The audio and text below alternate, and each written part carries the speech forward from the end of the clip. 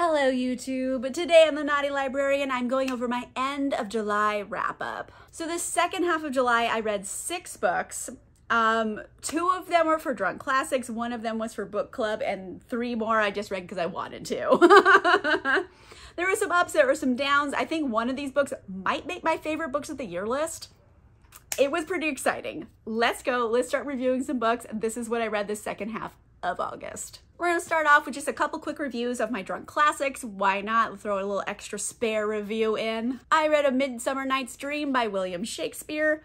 I enjoyed it. I did film a whole video on this, although I did change it up a little bit. It might be the start of a series that I had a lot of fun doing it. Let me know in the comments if you guys are interested in this, but I was thinking, you know, I have Drunk Classics. What if I did High Shakespeare? Like, that could be a thing that I'm like into right now. I don't know. But yeah, as you can tell, I kind of flipped the switch here. I decided, you know what? I live in California and marijuana is legal. Let's try this out and see how it goes. And it went, I just couldn't stop laughing. It was fun overall. It's like a zany comedy and it's silly and like, I don't know. Basically, I think Hermia deserves better than she ever got in this book. There you go. I like Hermia a lot. I don't like Helena. I said what I said. I also read Queen of the Damned by Anne Rice. Now, this one I was so excited to read, mainly just because I unironically love Queen of the Damned, the movie. And I know it's bad. I don't care. I like it anyway. And this book is like loosely related to that movie. Like, the movie took some bits of this, but like pretty much threw everything out. And you know what? I'm gonna say something controversial. I might actually like the storyline of the movie better. Like, I'm sorry. I feel like people hate me now. But it's just basically this book is so all over the place. It's not really told in a linear way. They keep cutting like the momentum back and forth between flashbacks and now and flashbacks and now. And nothing really ever goes anywhere. I think like, I don't even know, probably 70% of this book is just flashbacks. And then there's like 30% of like new stuff happening. And it's like, what's the point? So while there was cool stuff in here, it's hard to get through from a narrative perspective. Whereas the movie is just like A, B, C, conclusion. Like, it has like normal steps that can follow the storyline. This one is just like, I don't know. It is what it is. I thought I had fun with Lestat being a little mischievous, little imp he is. So there's that. So for book club, I read Morning Glory Milking Farm by C.M. Nakoska, and like, it happened. I will link the video of our live discussion on this, but basically, it's oddly sweet for a romance. Like, I enjoyed them falling in love with each other. I think the relationship was cute, but there's so many fluids.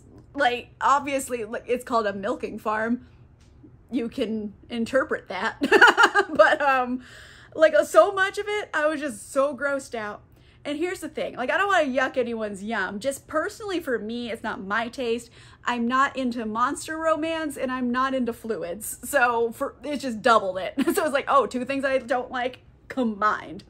And like, oh boy, did they lean into it too. It's not just like slight.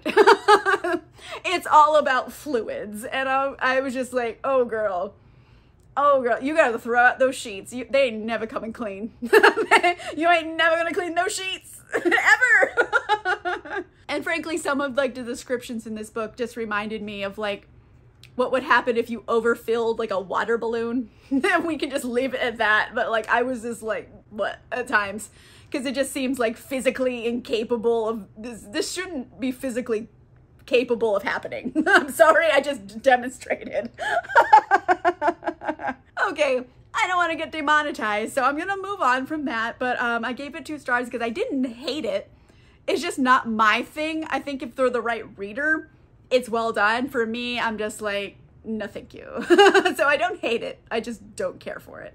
Now this book, I think it's gonna make my best books of the year list, and I am so excited about it, and that is Our Crooked Hearts by Melissa Albert. Oh my gosh, did I love this. I think I ended up giving it like 4.5 stars instead of 5. and I'll explain why. So if you guys were ever fans of like that 90s movie, The Craft, and wondered what would happen to those girls when they grew up and they had kids, like this might answer the question for you. And for me, I love that movie. So I had a great time just already getting into this because we have two parallel stories. We have Ivy and Dana. Ivy's the daughter, Dana's the mom, but both storylines are happening when they're the same age. So basically, back in the day, Dana got into some dangerous black magic shit, and the repercussions of that are happening today, happening now to her daughter, Ivy. And there's all this really, really cool, like, magical stuff going on, and they're actual witches. It's not like, can I interpret this as magic? It's like, no, they're doing some magic shit. And I was like, yeah, fire. I don't know. They were just doing magical things, and I was very excited about it. So if you kind of like a campy, dark, witchcrafty story, oh man, are you just gonna like fall in love with this? It's gonna be so fun. It's dark, it's broody, generational trauma. It's so well written because both of these characters, like, I don't want to use the unlikable term, but basically they're messy. And that's the great thing about Melissa Albert's writing, is that she lets her characters be messy and difficult and not always like making the best decisions, but you still root for them and you're interested in them. You want to turn that page and see what they do next. So she writes a very compelling characters. Whether or not they're likable is, you know, irrelevant.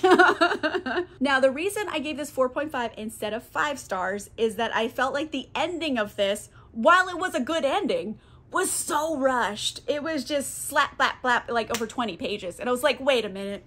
You spent this whole book brooding and building and getting dark and like creepy and like animal sacrifices. Like this shit gets dark in this book. For a YA, it gets very dark. And then the ending is just like so quick, like nothing. There's not like enough resolution for me. However, I thoroughly enjoyed every ounce of this book besides that. So it's still gonna probably make my like best books of the year list because I had so much fun with this and I loved every minute of it. But like the ending, it could use some work. Maybe it was left that way in case there was going to be a sequel. There could be a sequel. I don't know. The door's open for that, but I feel like it's kind of a completed story at this point. But I'm really excited. It's so good. Please try this out. It's so fun. Okay, last category is fluffy rom-coms, and I read 2 of them. I read When Beauty Tamed the Beast by Eloisa James, and I picked this up off my shelf at random, mainly because I know that Mara from Books Like Whoa sent this to me years ago, and I still hadn't read it. So I was in the mood to pound some rom-coms. I grabbed it off my shelf, I started reading it, and I was like, okay, like I could fuck with this, which was weird because I had read previous Eloisa James books and I never really got into them. So I was like, maybe it's gonna be crummy. I can get rid of it off my shelf, but I really liked it. I gave it like a solid like 4.25 stars. You know what? Maybe I'll give it 4. Fuck it. It's gonna get 5. I don't care. You can just have stars. They're not gonna run out of stars. I had a lot of fun with this. It's basically kind of like, you know that TV show House MD? It's like, what if House was like a romantic lead character in the Regency period? Which kind of threw me for a loop, honestly, because House isn't really like a sexy character. But this is full on like the epitome of Grump Sunshine romance. If that's your trope you love, read this. It's gonna give you all the Grump Sunshine you could ever want. So you have Lynette and Piers. And Lynette, she is just like a babe, basically. She's like just stunningly beautiful. And she's kind of bored with it. She's like, yeah, men bore me. Like, I honestly don't really have much interest in sex or anything because like it's easy. Like, men are stupid. Like, she kind of just she's like sassy and naive at the same time, but like I don't blame her for her naivete. It's kind of endearing. And she's like, I'm good. Like, this is boring. And then she meets Piers, who's complete curmudgeon. He's a doctor. He has like a leg injury, so he has a cane and a limp and everything. And he is a grump and a half, and she doesn't put up with his shit. She's like, listen, you can like shut the fuck up is what you could do. And he's like, what? And she's like, yep. And he's like, this is interesting. So much like sassy banter. It's quite steamy for Eloisa James as well, because a lot of Eloisa James that I've read in particular don't have a lot of heat. This one I'm like, oh, this got spicy at times. And I was like, okay, more than one sex scene in the book? Thank you. Yes, have them bang it out. I like that. So overall, I had a really good time with this. I'm like, thank you, Mara, for sending me this. It only took me like probably 3 years to read it, but I did it and I really enjoyed it. Spot on in picking a book for me. I also kind of read The Duke Undone by Joanna Lowell, and honestly, I DNF'd. I read like a third of this, and this kind of gave up. I wasn't enjoying it. I didn't really like the main characters. They just weren't fun. Considering this has such a fun premise, I thought this was going to be a zany rom-com, but they never really got around to having the zany, fun rom-com antics. So you have Lucy, right? She's a woman. She wants to be an artist. She is attending like the Royal Academy for like painters. But mind you, we're not going to get into the misogyny of the era because obviously we're not going to get into that right now. But one day, she's walking through an alley and she sees a naked guy and she's like, oh shit, are you dead? No, you're not. Great. I'll put my shawl on you so your dick isn't out. Turns out the naked guy was actually Anthony, and he's a duke. And he's also like an alcoholic. There's a lot of talk of like alcoholism in this, so that might be triggering to some people, but like he's just a full alcoholic. And then, I don't know, time goes by and he has like forgotten about this incident, and she didn't because she's a painter. So she's like, I'm gonna paint a painting.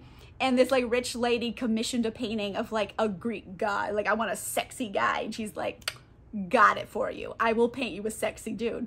She paints the portrait. Uh-oh, it's a portrait of the Duke. And he's like, the fuck is this? So he has to like track down the artist and be like, why are you painting my dick? Like, what is going on here? And then things kind of just go from there. And frankly, I think he's an asshole. Like, he is just gross. And he's just pig-headed, and the way he talks to her is disgusting. And I'm like, no, stop kissing him. Like, she keeps kissing him, and I don't know. No, he was a raging alcoholic who was with so many prostitutes he can't even remember them all. Like, girl, that's how you get pox. Don't kiss him. Stop kissing him. You're getting pox right now. So yeah, I was grossed out.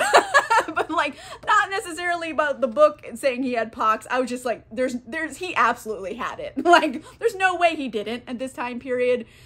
And I lost my boner, basically. Like, I just couldn't continue with the book. And I DNF'd. I read like a third of it though, which is like a little over 100 pages.